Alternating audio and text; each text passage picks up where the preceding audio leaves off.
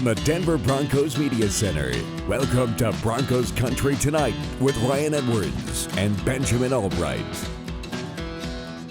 Nick Kosmider did this nice little breakdown on how Broncos free agency was a win for Vic Fangio, right? I mean, we can all acknowledge that. Broncos free agency was a win for Vic Fangio because it was a heavy emphasis on the defensive side of the ball. You brought back Von Miller. You brought back Justin Simmons. You brought back Shelby Harris. You brought in one of his former cornerbacks in Kyle Fuller. Ronald Darby was an upgrade there in the secondary. So it was definitely a win for Vic Fangio, an investment in that coach and hoping that he has a chance to win this season, to be a winning head coach this season. Right. But there's a debate and a discussion point that comes up often about drafting a first-round quarterback. If you're drafting a rookie quarterback, what kind of expectations can you have on actually being a winning team if that first-round quarterback is expected to start? Because you even get hit up on Twitter all the time. I do as well. Hey, if they draft a first-round quarterback, that guy starts day one. There's a certain amount of the fan base and media that just simply believe that if a quarterback is drafted in the first round, they have to be a day one starter. You don't even mess around with it. You just force them out there. But see, you and I don't subscribe to that. I don't. Especially if it's, say, like Trey Lance, who might need a little bit of time. Right. You're banking on the upside. Some people disagree with that. The winning percentage of first-round quarterbacks over the last 5 years. Do you want to take a quick guess? It's not a great one. Yeah, 40-something% probably. 37.6%. Lower than I thought. 37.6% is the winning percentage of first-round quarterbacks in the past 5 years. That is atrocious.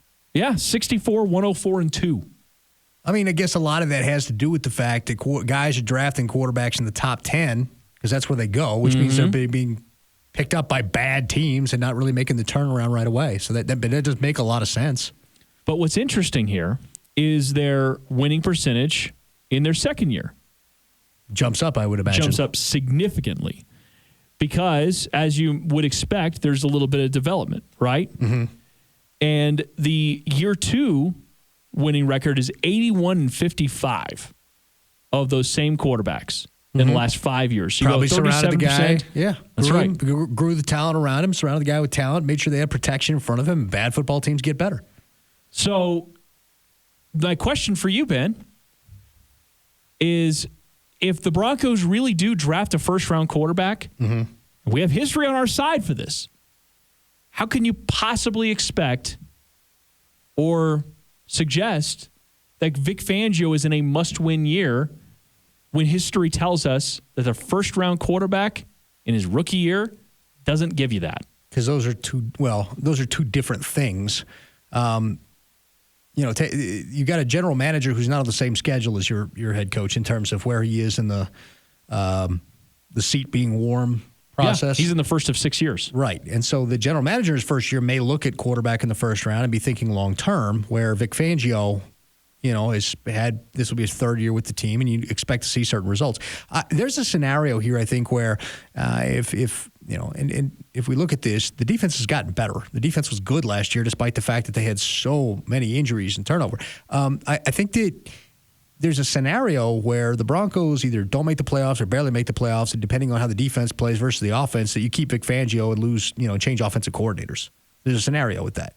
I just think that, the premise of the question, as stated, I don't feel like those are the same thing. I just feel like those are different things. Vic Fangio does need to make the playoffs. I do believe that. Now, despite me just saying there's a scenario, well, then I do believe that. Why are we not drafting a player at 9 or trading back for an impact player this year? Well, that's the boat I've been on the entire time. But at the same time, I think that the general manager is where the buck stops in terms of personnel decisions, and he's going to give Vic Fangio certain personnel, and they're either going to make it work or they aren't. And I don't think those two are interconnected. I think that you see scenarios where guys do that, try to draft a guy to preserve the job, never works out for them. Okay, so actually you kind of helped me solve this.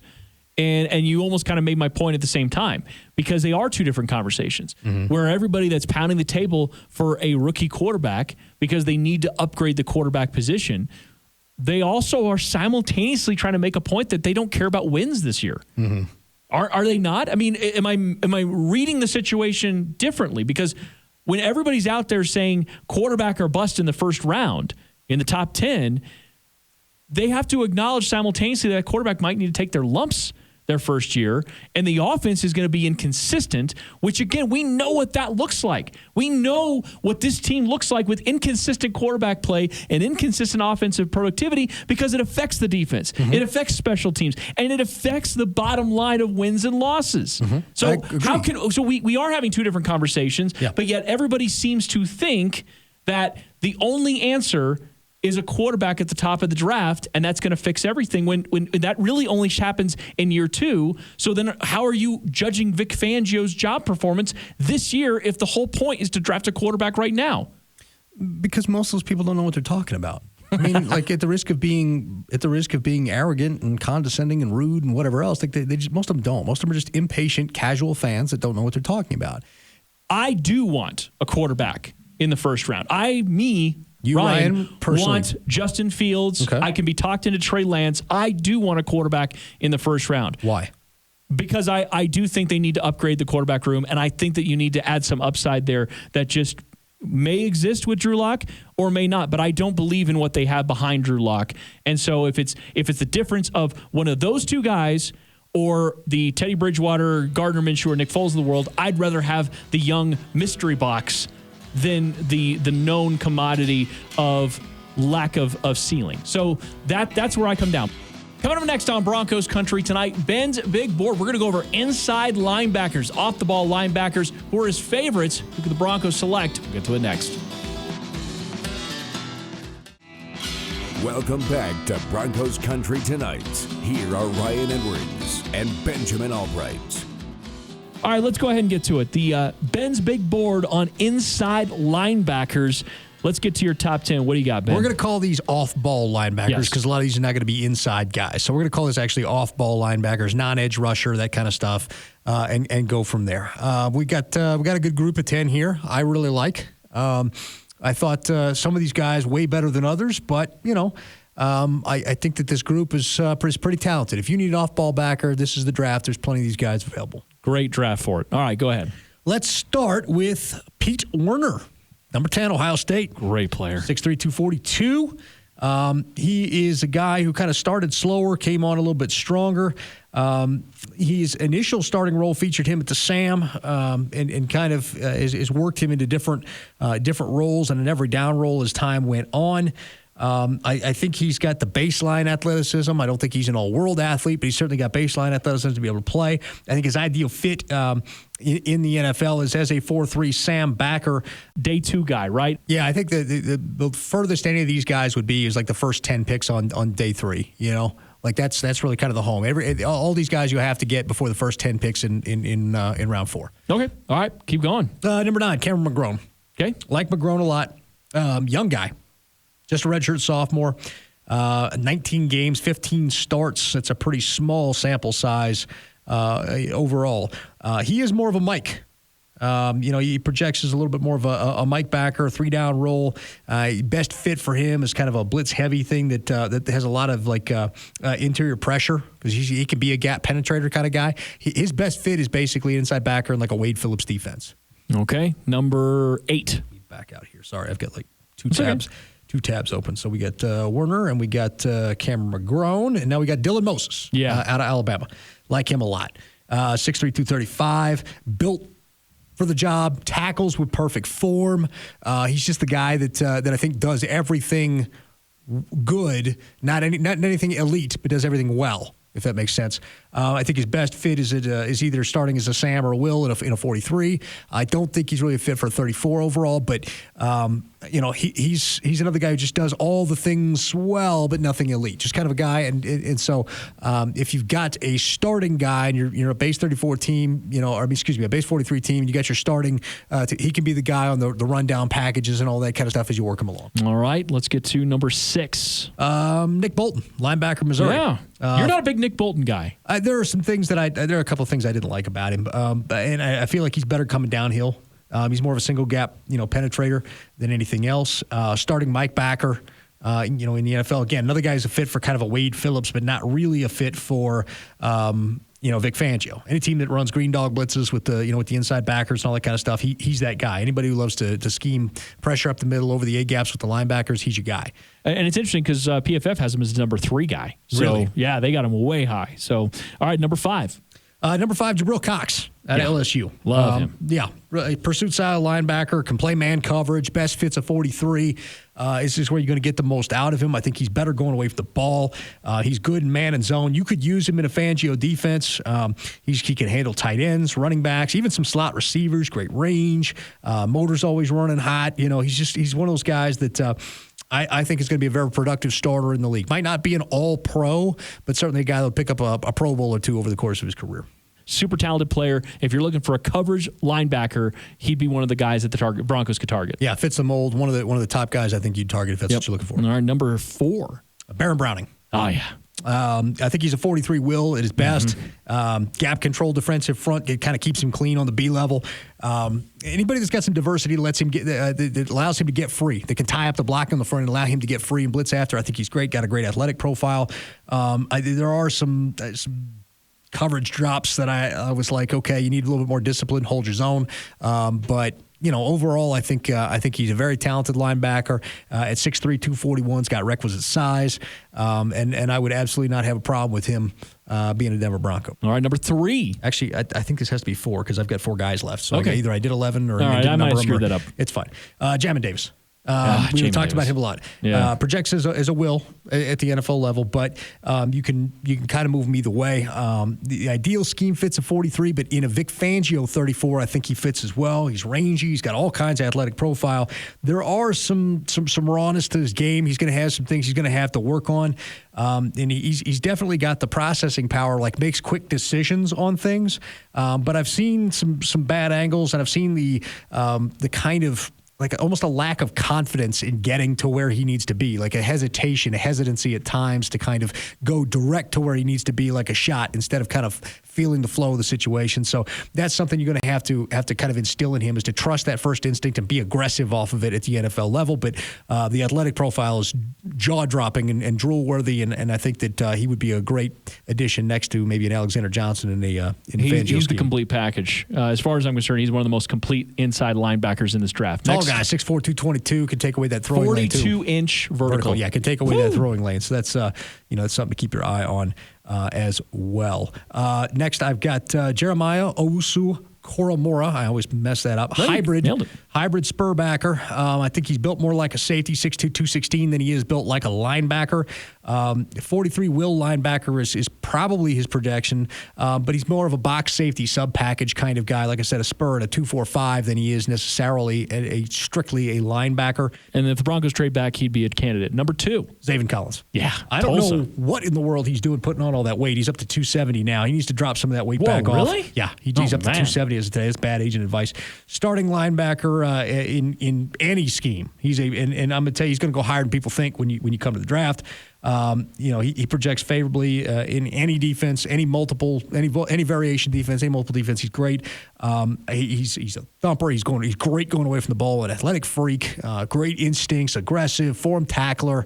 I have no problems with him whatsoever. And if it wasn't honestly for Parsons' unique athletic abilities, Zaven Collins would be the top linebacker in this draft. And to be honest with you, if you've got those red flags on Parsons, Collins could very easily be the top linebacker in this draft. Which makes Micah Parsons number 1. Yeah, we talked about the red flags and all that kind of stuff. And Parsons is a will and a 43. I don't think he's the best fit for Vic Fangio and what they do here. I think he's at a better fit at 43 at the will. Coming up next on Broncos Country Tonight, Andre Simone from DNVR joins us. He breaks down the film of his favorite players for the Broncos at 9 with us next.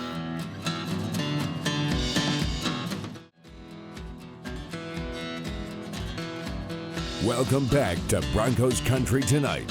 Here are Ryan Edwards and Benjamin Allbright.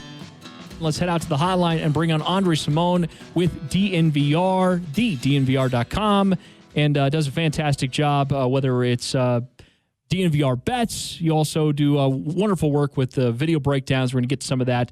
Will Mac Jones be of interest to Andre Simone at 9? Andre, what do you think? For me, it'd be a bit of a reach.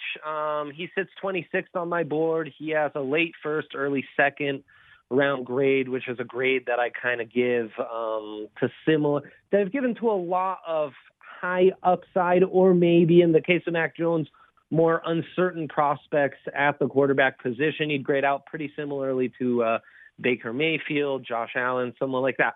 I could understand the pick. I could sell myself on definitely a lot of qualities that Mac Jones has. First and foremost, his deep ball accuracy. But with the other top 4 quarterbacks in this class, that's where I would focus my attention. Let's just say that. Do you really believe in all 5 of these quarterbacks? Do you believe that all 5 of these guys are actually going to be top-tier, long-term starters in the NFL? Percentages, probability, history of the draft tells us at best 2 of 3, 60%, 3 of 5. So 60% hit rate is really the best possible scenario. But in my evaluations, I guess I'm kind of handicapping these prospects. So I am grading them all out to be, starter level material in the NFL. But yeah, probability wise, no, probably not. Most likely than not, 2 are certain to fail, and you might get 2 superstars and maybe an average starter. That's really how I think it'll end up being. Chatting with Andre Simone from DNVR. All right, let's get to some guys that you really are high on. And this is not necessarily pick number 9, but you are high on a couple of guys that I know that Benjamin Allbright is a big fan of as well. Joe Tryon and Eric Stokes are a couple of defensive players that you particularly like. Tryon might go in the first round, so that'd be more of a trade back scenario guy. Eric Stokes seems like he's going to be a day 2, but he's certainly a burner at corner. Why do you like those 2 players, and why would you, if you could, target them for the Broncos? Man, I think they're both really interesting guys because they check off a lot of boxes. There's still some rawness to their game that can be coached up and developed. And I think when you look at all the raw tools they have at their disposal, that you have a high floor, high ceiling kind of prospects that could be really nice value, late first, early second. I mean, Tryon might be the best, as far as the pure edge defenders go, I think the best run defender in this class. So powerful, uses that length really well. Even one of the few guys to give Penei Sewell some trouble, at least with his power. He tested off the charts. Still raw. The production isn't that of a first-round pick on the edge in a typical year. I don't think his arsenal of moves is fully developed yet, but I think the speed to power, the run defensibility, and then the way he moves in coverage for a big guy is really nice. Stokes kind of the same way, track star. And I think he's going to be a corner for a long time in the NFL. At worst, he's like a slight upgrade on a Ronald Darby, which means you're making $10 million a year for many seasons. At best, he could really be a stud corner in this class. Who's a home run? Who the Broncos come away with what at 9, and you're jumping up and down? I think. Not to give a easy answer, but Fields or Trey Lance feel like that home run. I mean, you finally would have a guy that has significant upside at the quarterback spot. And I think would really be pretty exciting. Either one of those guys would be pretty exciting just because of their raw tools as athletes, their arm strength. And I think it doesn't get talked about enough, but both from within the pocket are pretty accurate passes. Okay, and another conversation, last one here for you, Andre. Another conversation we had recently was if the Broncos don't take a quarterback in the first round. So you say that's the win for you if they get a quarterback, one of those two, Fields or Lance. But if they don't take a quarterback in the first round, what would you like to see them do at that competition position? Yeah, that's really interesting because I think in this class, I'm not sure I would bring in another young guy. I would rather, let Locke be the young guy on the crew. But at that point, I would really kind of feel out the market for Teddy Bridgewater and, see what you can get. I've always been a fan of his. I think he's a pretty serviceable starting quarterback, though he doesn't have, those flashy plays. But I think you could do a lot worse on a short-term deal as a backup. sound of mind. He'll keep you on schedule, fairly accurate. So, yeah, I mean, I think that's the way I would go. I certainly wouldn't be interested in taking on Jimmy G's contract or anything like that. And, I do like guys like Kyle Trask, like Kellen Mond, even like Jamie Newland. I don't know that that's the way I'd go, though, to create competition, though, this year. Yeah, I don't think I would either. Last one, we got about a minute left. Is Drew Lock salvageable? Absolutely, 100%. I think those tools, you got to still believe in those tools. And, I mean, we saw it even last year in the New England game at other points. I think you just got to get him out of some of those bad habits where he was trying to do too much, trying to make impossible throws with pressure in his face. He needs to kind of learn to survive and live another day, and that it doesn't all fall on you. I think absolutely, though, the deficiencies I see in Locke are fixable. But it does become a slippery slope once you get into bad habits to get out of that. Andre, it was great having you on, man. Thank you so much for the time tonight. Appreciate it, man. Always a pleasure, fellas. Thanks for watching Broncos Country Tonight. Tune in to Broncos TV every weeknight at 6:30, right here on KTVD Channel 20.